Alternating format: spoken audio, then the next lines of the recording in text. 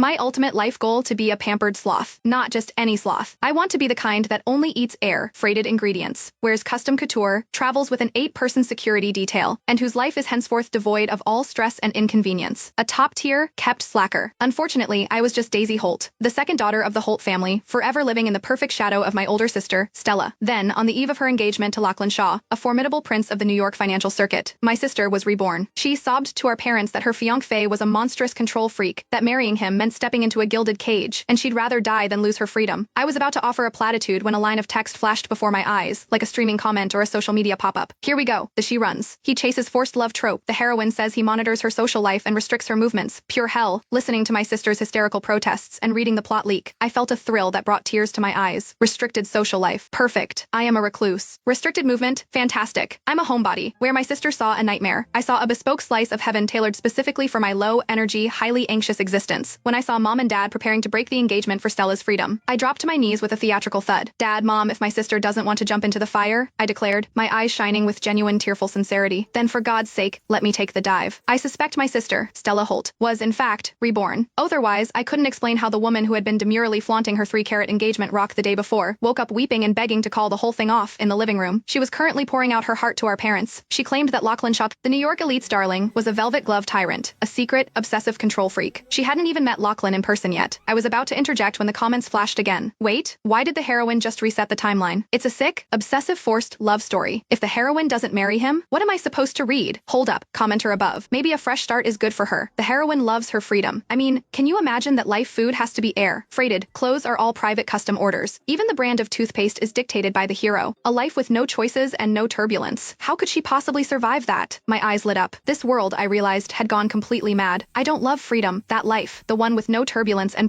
selected high and everything, is the ultimate dream. A socially anxious, lazy, to the bone human have been striving for. But the madness didn't stop there. Mom and Dad, faces etched with sympathy, helped Stella up and righteously declared they would break the decades-old agreement. They were willing to risk bankruptcy and earn the ire of the entire New York financial circuit to protect their daughter's precious independence. Excuse me, isn't there another daughter? The trope of the substitute bride? Did no one read the handbook? As Dad's hand trembled, reaching for the phone to make the fateful call, I executed my perfect, dramatic kneel. Dad, Mom, Stella doesn't want him. I pitched my voice with just the right amount of desperate piety. I'll marry him. Will that work? The living room fell silent for 2 seconds. Mom swiftly pulled Dad's arm away from the phone. Oh, honey, you forgot about Daisy. If she's willing to marry him, that's just perfect. Don't make the call, honey. The contract never specified which daughter. Dad dropped the phone like a hot potato, visibly relieved. The family drama was solved, and everyone was suddenly delighted. That evening, I was happily packing in my small room, humming to myself. Comments. Who is this random extra popping up and stealing the heroine's spotlight? She looks genuinely thrilled.